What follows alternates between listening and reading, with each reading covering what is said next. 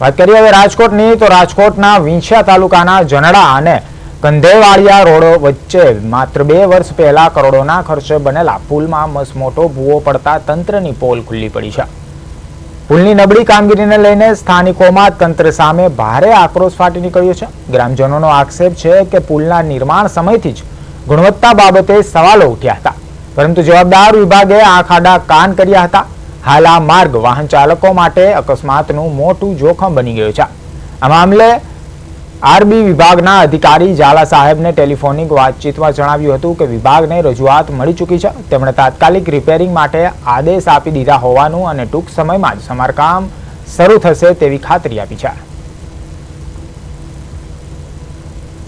અને એમાં 2 વર્ષથી બનાવ્યું તેદીનું કામ કર્યું તેદીનું આ બેસેલું જ હતું અને આ 5 દિવસ પહેલા આ ભૂવો પડી ગયો છે અને આ 2 અકસ્માત થઈ ગયા છે અને કામગીરી હાવ નબળી છે। જલ્દી રિપેર કરાવે। માંગ અમારે કોઈ રિપેર જ કરવાનું જલ્દી, અકસ્માત ન થાય આમ બીજા।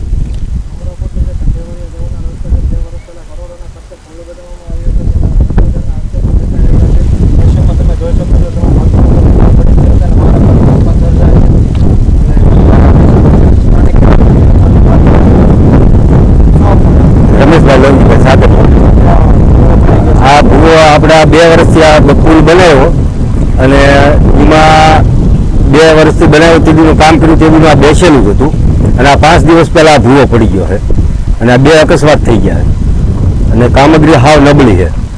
જલ્દી રિપેર કરાવે। માંગ અમારે કોઈ રિપેર જ કરવાનું જલ્દી, અકસ્માત ન થાય આમ બીજા।